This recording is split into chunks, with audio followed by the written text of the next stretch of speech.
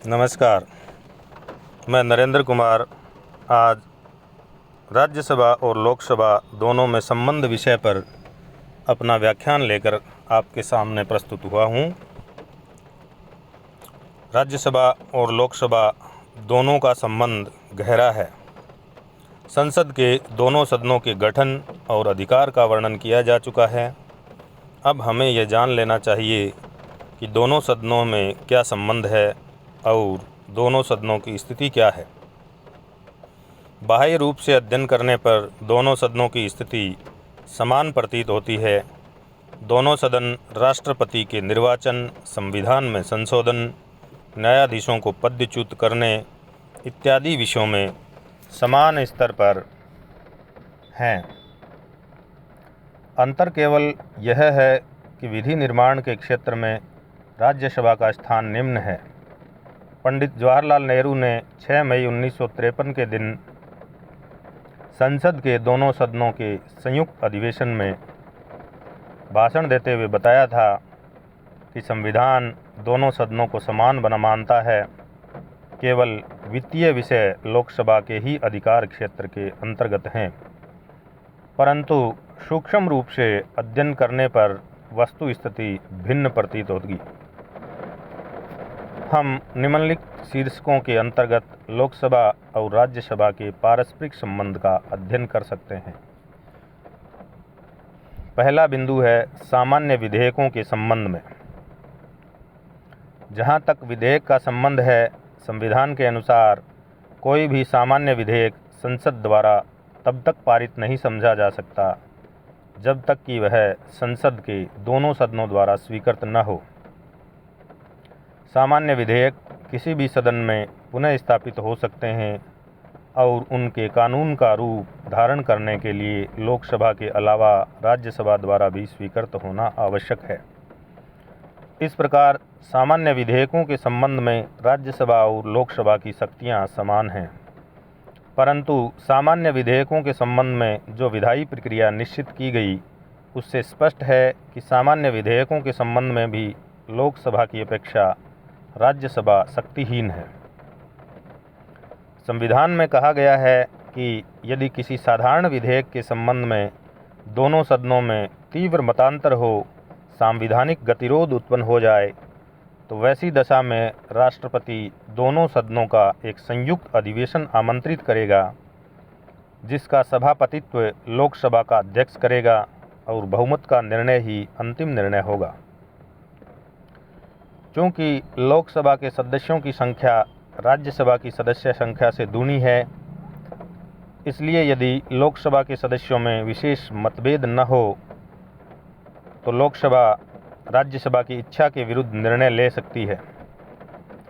सामान्य विधेयकों के संबंध में राज्यसभा केवल 6 महीने तक विलंब कर सकती है तथा वह अंतिम निर्णय नहीं ले सकती, परंतु यह 6 महीने की अवधि भी कम महत्वपूर्ण नहीं है। इस अवधि में राज्यसभा विधेयक के संबंध में जनमत निर्माण करने तथा जन आंदोलन करने का अवसर प्रदान कर सकती है।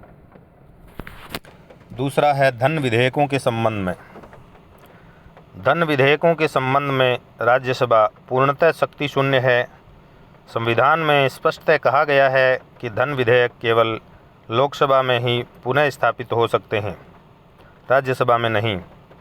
कोई विधेयक धन विधेयक है या नहीं, इस प्रश्न का निर्णय लोकसभा के अध्यक्ष द्वारा होता है और उसका निर्णय अंतिम होता है। धन विधेयक के संबंध में जो प्रक्रिया निर्धारित की गई है उसके अनुसार राज्यसभा धन विधेयक के केवल 14 दिन तक विलंब कर सकती है। लोकसभा द्वारा पारित होने पर धन विधेयक राज्यसभा में भेजा जाता है। राज्यसभा को यह अधिकार प्राप्त है कि वह उस विधेयक को अपनी सिफारिश के साथ 14 दिन के अंदर लोकसभा के पास पुनर्विचारार्थ लौटा दे। लोकसभा राज्यसभा की सिफारिशों को मानने या नहीं मानने में पूर्णतः स्वतंत्र है। इस बार लोकसभा जिस रूप में धन विधेयक को पास करेगी, उसी रूप में वह विधेयक दोनों सदनों द्वारा पारित समझा जाएगा। यदि राज्यसभा किसी धन विधेयक को 14 दिन के भीतर वापस नहीं करे तो उस दशा में लोकसभा द्वारा पारित धन विधेयक दोनों सदनों द्वारा पारित समझा जाएगा। इस प्रकार धन विधेयक के संबंध में राज्यसभा पूर्णतः असक्त है और राज्य के वित्त पर लोकसभा का पूर्ण नियंत्रण है। तीसरा बिंदु है अन्य विधायी प्रक्रियाओं के संबंध में। अन्य विधायी प्रक्रियाओं के संबंध में राज्य और लोकसभा दोनों की स्थिति समान है या कुछ बातों में राज्यसभा को अधिक अधिकार प्राप्त है। संविधान में संशोधन के संबंध में दोनों सदनों की स्थिति समान है, परंतु संविधान में संशोधन संबंधी विधेयक भी सामान्यतः विधेयक की कोटि में आता है। अतः इस संबंध में भी राज्यसभा की अपेक्षा लोकसभा की स्थिति उच्च है।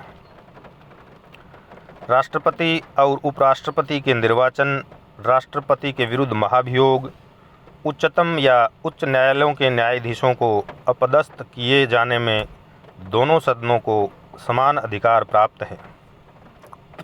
इसी प्रकार राष्ट्रपति द्वारा की गई आपातकालीन उद्घोषणाओं के संबंध में दोनों सदनों की स्वीकृति आवश्यक है, परंतु कुछ विषय ऐसे हैं जिनके संबंध में राज्यसभा को लोकसभा की अपेक्षा अधिक अधिकार प्राप्त है।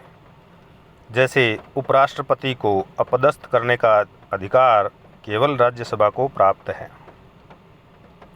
इसी प्रकार राष्ट्रीय हित में राज्य सूची के विषयों को समवर्ती सूची में हस्तांतरित करने और लोकसभा के विघटित होने या आपातकालीन उद्घोषण के 2 महीने के अंदर विघटित हो जाने पर राष्ट्रपति द्वारा की गई आपातकालीन उद्घोषणाओं को स्वीकृत करने का अधिकार केवल राज्यसभा को प्राप्त है। चौथा बिंदु है कार्यपालिका के संबंध में। कार्यपालिका के संबंध में राज्यसभा की स्थिति गौण है। यद्यपि राज्यसभा के सदस्य भी मंत्रिपरिषद के सदस्य हो सकते हैं, परंतु मंत्रिपरिषद सामूहिक रूप से लोकसभा के प्रति उत्तरदायी होता है, राज्यसभा के प्रति नहीं। राज्यसभा मंत्रिपरिषद को अपदस्थ नहीं कर सकती, अतः कार्यपालिका पर उसका वह नियंत्रण नहीं रहता जो लोकसभा का रहता है। यह सही है कि राज्यसभा की भी मंत्रिपरिषद से प्रश्न और पूरक प्रश्न पूछ सकती है और काम रोको, निंदा, अविश्वास इत्यादि का प्रस्ताव पास कर सकती है, परंतु इससे मंत्रिपरिषद अपदस्थ नहीं होगी। इस प्रकार लोकसभा ही प्रभावी सदन है। राज्यसभा ब्रिटिश लॉर्ड सभा की तरह ही शक्तिहीन निकाय है। यह केवल द्वितीय सदन ही नहीं अपितु एक गौण सदन भी है। धन्यवाद।